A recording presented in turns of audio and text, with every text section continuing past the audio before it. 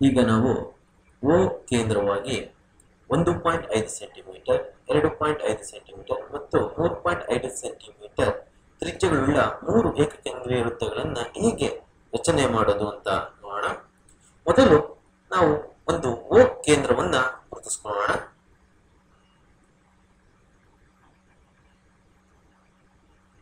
ಓ ಕೇಂದ್ರವನ್ನ ಗುರುತಿಸ್ಕೊಂಡೆ ನಾನು. ಇದಕ್ಕೆ ಓ ಅಂತ ತಗೊಂಡಿದ್ದೀನಿ ನಾನು. ನಂತರ ಅಳತೆ ಪಟ್ಟಿ ಮತ್ತು ಕೈವಾರವನ್ನ ತೆಗೆದುಕೊಳ್ತಾ ಇದ್ದೀನಿ ನಾನು.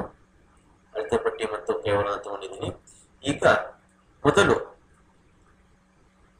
ಕೈವಾರವನ್ನ 0 ಅಳತೆ ಪಟ್ಟಿಯ 0 ಬಿಂದುವಿನಲ್ಲಿ ಇಡೋಣ.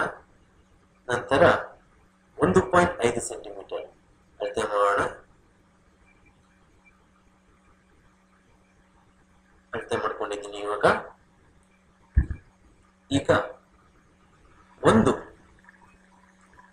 ಈ ತುದಿಯನ್ನ ಇಲ್ಲಿಟ್ಟು ಓ ಕೇಂದ್ರದಲ್ಲಿಟ್ಟು ವೃತ್ತವನ್ನ ರಚಿಸೋಣ.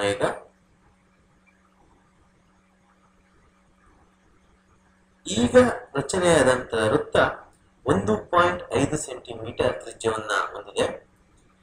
ಎರಡನೇದು ಹೇಳ್ತಾ ಇದ್ದಾರೆ 2.5 ಸೆಂಟಿಮೀಟರ್ ಅದೇ ಕೇಂದ್ರ ಅಂದ್ರೆ ಏಕಕೇಂದ್ರೀಯದಲ್ಲಿ ರಚನೆ ಮಾಡಿ ಅಂತ. ಈಗ ಅಳತೆ ಪಟ್ಟಿಯ ಸಹಾಯದಿಂದ ಮತ್ತೆ ನಾವು 2.5 ಸೆಂಟಿಮೀಟರ್ ಅಳತೆ ಮಾಡ್ಕೊಳ್ಳೋಣ. 2.5 ಸೆಂಟಿಮೀಟರ್ ಅಳತೆ ಪಟ್ಟಿಯ ಸಹಾಯದಿಂದ ಕೈವಾರದಲ್ಲಿ ಅಳತೆ ಮಾಡ್ಕೊಂಡಿದ್ದೀವಿ. ಕೈವಾರದ ಒಂದು ತುದಿಯನ್ನ ಓ ಕೇಂದ್ರದಲ್ಲಿಟ್ಟು ಇನ್ನೊಂದು ತುದಿಯನ್ನ ನಾನು ತಿರುಗಿಸ್ತಾ ಇದ್ದೀನಿ.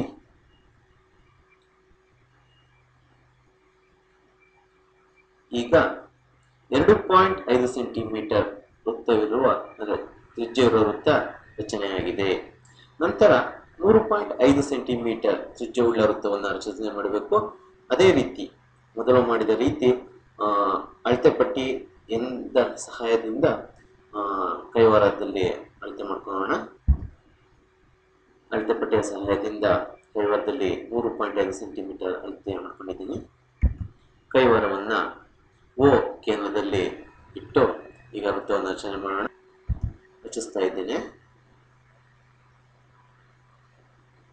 ವೃತ್ತ ರಚನೆ ಆಯಿತು.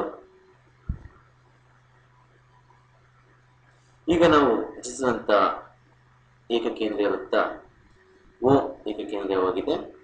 ಈ ಕೆಂಪು ಬಣ್ಣ 1.5 ಸೆಂಟಿಮೀಟರ್ ತ್ರಿಜ್ಯವನ್ನು ಹೊಂದಿದೆ.